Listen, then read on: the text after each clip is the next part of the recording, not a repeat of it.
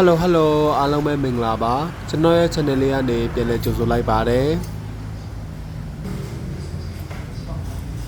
ဒီနေ့ကတော့ဓာတ်ပေါက်စားရလေးကိုတင်လိုက်ပါတယ်ဟန်တောင်းသားလေးကကညနာယုံမဟုတ်ဘဲနဲ့ဒီတခြားဒီကညနာယုံတစ်ခုပေါ့နော်အဲ့ဒီယုံသားလေးမှာရှိတဲ့ရှာကီလာဆိုတဲ့ဒီဓာတ်ပေါက်ဆိုင်လေးကိုဝင်စားဖြစ်ခဲ့တာပါနွန်ဟွိုင်မှာရှိတဲ့ဒီကညနာယုံသားလေးရပါအခန်းပေါ်ရဲ့အမားကအဲ့ဒီဘက်ကိုပြောင်းသွားရင်းနဲ့သူတို့ကစားခဲ့တာမို့လို့ဒီကောင်းလဲကောင်းတယ်သွားစားကြည့်ပါဆိုလို့ကျွန်တော်လည်းသွားစားကြည့်ခဲ့ပါတယ်မြန်မာစကားလည်းရတာမို့လို့မှားတယ်ပြုတယ်ဆိုရင်တော့ပို့ပြီးတော့အဆင်ပြေမှာပါ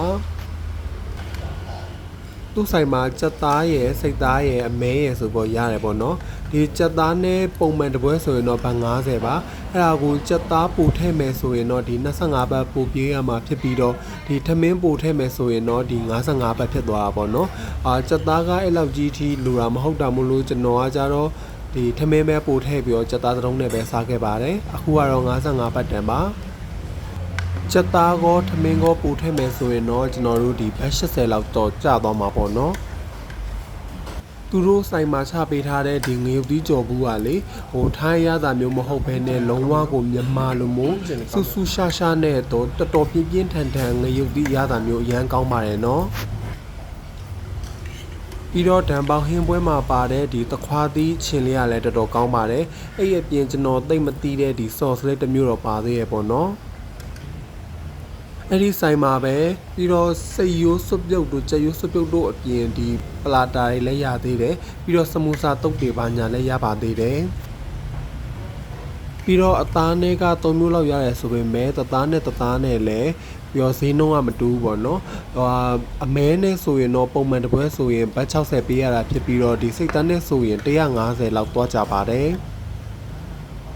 တံပေါက်ရတာကိုပြောရမယ်ဆိုရင်တော့ကျွန်တော်တို့ဒီမြန်မာနိုင်ငံမှာစားခဲ့တယ်လို့မို့အလူတံပေါက်တွေလိုမျိုးတော့မဟုတ်ဘူးပေါ့နော်တံပေါက်ဖြစ်တယ်ဆိုရင်လေအရသာရင်လေးနဲ့ကောင်းတဲ့အရသာလေးပေါ့နော်ဘလိုမို့တံပေါက်အစစ်စစ်ကြီးဟိုချိုအီအဲ့လိုမဟုတ်ဘဲနဲ့ထိုင်းကောမြန်မာကောရောနေတဲ့တံပေါက်အရသာမျိုးအဲ့လိုမျိုးလေးဖြစ်မှာပါငရုတ်သီးကြော်လေးနဲ့ဒီကြက်သားလေးနဲ့အဲ့ဓာန်ပေါက်ဆန်လေးနဲ့ရောဖတ်စားလိုက်တယ်ဆိုရင်တော့ဒီကျွန်တော်တို့မြန်မာနိုင်ငံကဓာန်ပေါက်စားခြင်းစိတ်အာတီတာလေးပေါ့နော်အဲ့ဒီဟာလေးကိုပြောင်းအောင်တော့လုပ်ပေးနိုင်ပါတယ်အခုကလည်းဒီ55ဘတ်ပဲကြားခဲ့တာဆိုတော့မြန်မာငွေနဲ့ပြန်တွက်ကြည့်မယ်ဆိုရင်တော့မှကျွန်တော်တို့9200 9300လောက်ပဲဆိုတော့ဒီထိုင်းမှာလာပြီးတော့စားရတာလဲတော်တော်လဲစားပြော့ပါတယ်ပေါ့နော်ကျွန်တော်ကတော့ဒီငရုတ်သီးလေးတော်တော်ကိုကြိုက်လို့ဒီငရုတ်သီးတွေတော်တော်ထည့်စားပြခဲ့ပါတယ်ငရုတ်သီးကဒီ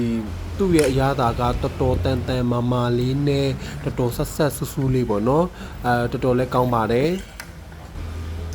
ကျွန်တော်ဆိုရင်ပုံမှန်ဆိုရင်ဒီအချင်းတွေပါရတော့တိတ်တော့မစားတတ်ပါဘူး။တစ်ခါကျတော့ဒီ blog လဲရိုက်မယ်ဆိုတော့ဒီအချင်းခွက်ကလေးလဲပါနေရမလို့စမ်းစားကြည့်လိုက်တာကိုမထင်မပဲနဲ့ဒီသခွားကျင်လေးကလည်းတော်တော်ဂရင်းရှင်းပြောကောင်းစီရပေါ့နော်။လမ်းနေလဲဒီထိုင်းလိုတိတ်ပြီးတော့မဖတ်တတ်သေးတာမို့လို့ဒီ Google Map မှာ SHAKILA ရှာကီလာလို့ရေးလိုက်တယ်ဆိုရင်ဒီဓာတ်ပေါက်ဆိုင်ကတန်းတွေ့ပါတယ်နော်ဒီ Google Map လေးတိုင်းသွားလိုက်တယ်ဆိုရင်အဆင်ပြေမှာပါ7-11နဲ့ဒီကက်ရက်လေးပေါ့နော်ဆိုင်လေးอ่ะလေအဲ့ဒီမှာစာတေးတွေကိုဒီစမုစာတုပ်ကိုရှိကြရမလို့နောက်တစ်ခါကျရင်တော့အဲ့အလေးတွေထွန်းကြည့်ပါအောင်မယ်